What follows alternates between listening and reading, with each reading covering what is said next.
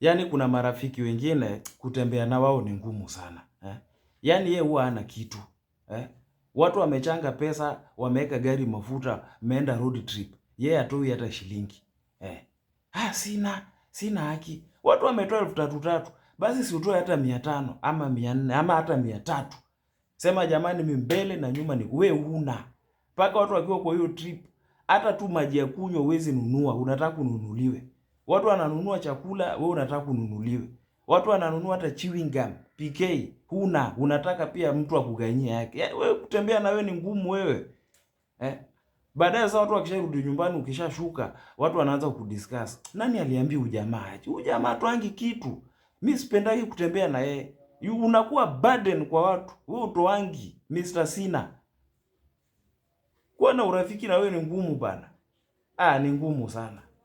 Very difficult.